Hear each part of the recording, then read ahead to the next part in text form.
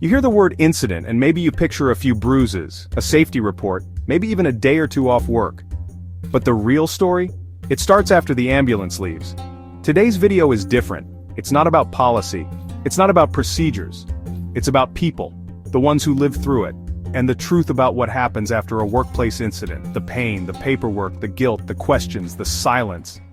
Let's talk about the aftermath. We begin with Ethan, a millwright from Alberta. He was performing routine maintenance when the lockout procedure wasn't followed correctly. A machine engaged, his hand was crushed. The next year of his life was a blur of hospital rooms and operating tables. He underwent multiple surgeries just to save partial function. After that, it was months of physical therapy, relearning how to grip, how to use tools, even how to write with his non-dominant hand. The nerve damage was permanent. He can move his hand, but the fine control, the feeling, that's gone. And with it, so much of what made him feel capable on the job site. He lived. But he hasn't been able to hold his son the same way since. Not with strength, not with ease. The playful tosses, the bedtime piggybacks, the way his son used to curl into the crook of his arm after a long day, those moments changed. Ethan says the hardest part isn't the pain or even the surgeries, it's the quiet questions from his little boy like, why don't we wrestle anymore? And the unspoken worry in his eyes when Ethan hesitates to pick him up. That bond, once physical and effortless, now feels guarded. And though they're still close, Ethan wonders if one day his son will remember more about what was lost than what was saved. He talks about the guilt, not just his own, but the co-worker who flipped the switch. He says they haven't spoken since, not because he's angry, because the other man can't look him in the eye. That's something no safety manual prepares you for, the emotional aftermath. Now meet Carla, a healthcare worker from the UK. She slipped on a wet floor while transferring a patient. Her back was never the same.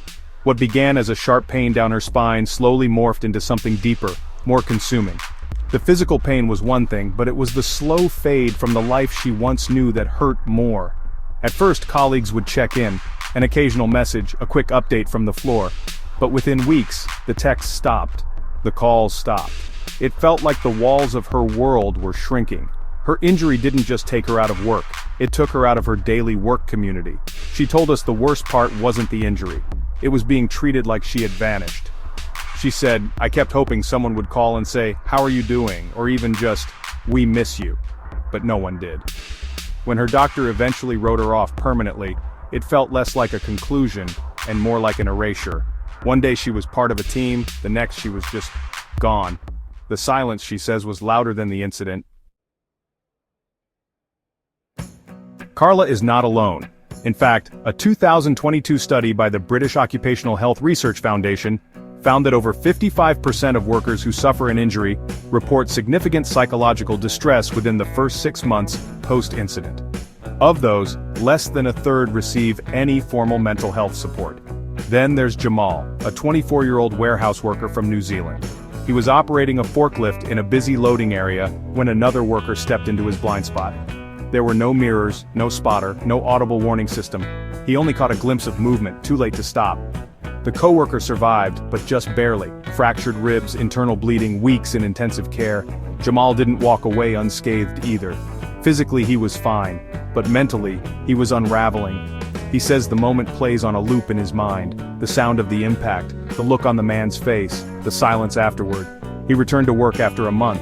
Everyone said it wasn't his fault. They told him to move on. But how do you move on from a moment that replays in your dreams? He says he used to be confident, quick to lead, eager to take on responsibility.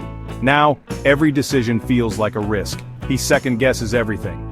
If someone walks behind his machine, his heart races. If a coworker is late for a shift, he panics, wondering if it's because of him. He doesn't laugh at lunch like he used to. He keeps his head down. He keeps quiet. I didn't just hit someone, he told us. I lost the part of me that trusted myself. And what hurts more, he says, is that no one ever asked how he was doing. Not once. We talk a lot about physical injury, but the mental toll? It's heavier than steel. A study published in the Journal of Occupational Health Psychology found that workers involved in serious incidents, even non-fatal ones, experience higher rates of PTSD, depression, and long-term anxiety. Yet most return-to-work programs focus only on physical readiness.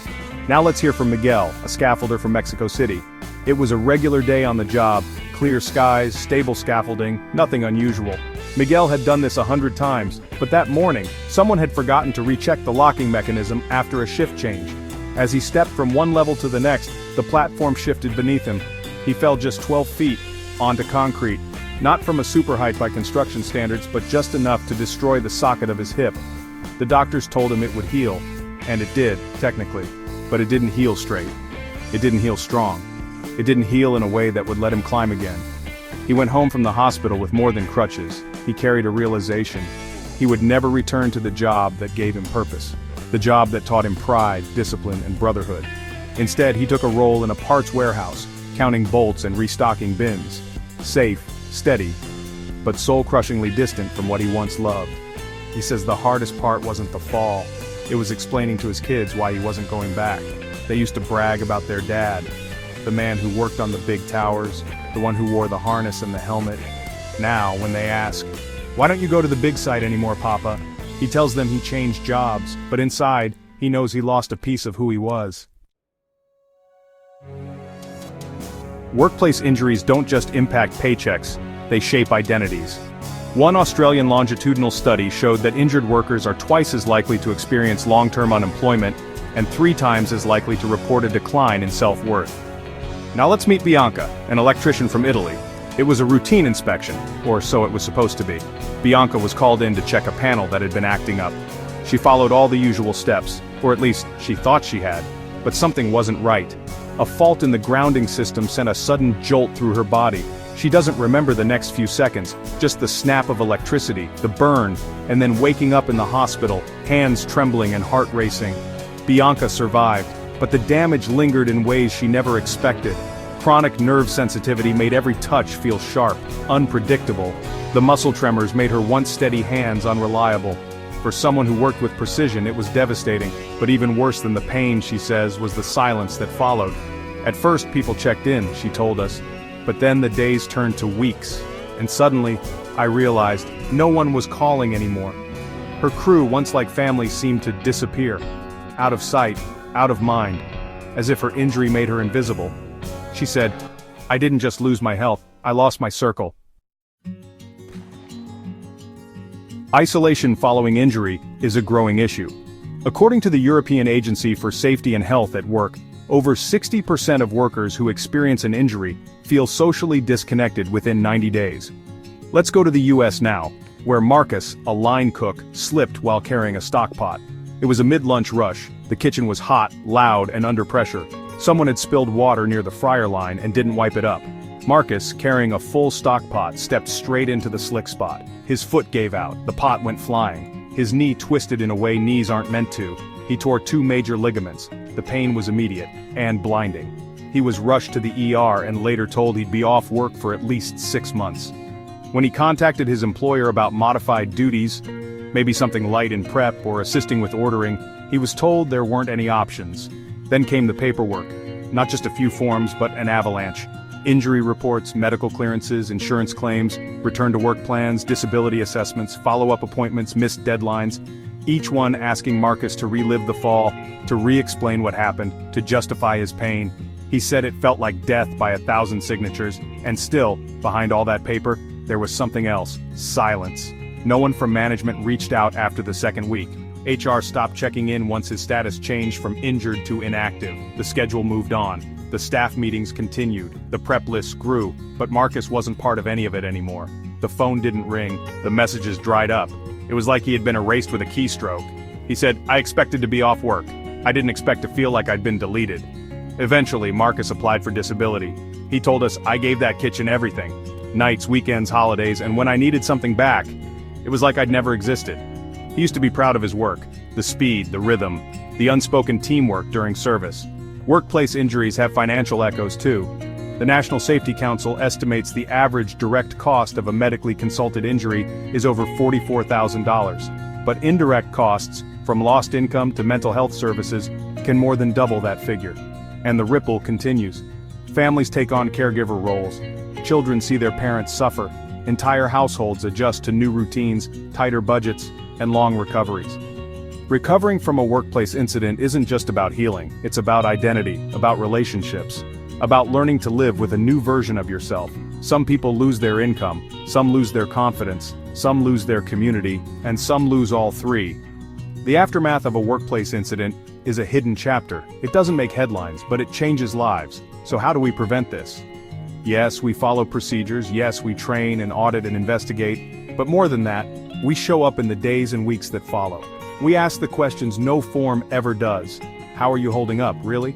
We take the time to listen, not just to check a box, but to truly understand the ripple effect this has had on someone's life. We reach out when the calls have stopped. We stay connected when the team has moved on. We don't stop at the crutches and casts. We recognize what can't be seen, the fear of returning to work, the anxiety around losing a paycheck, the silence that follows an injury.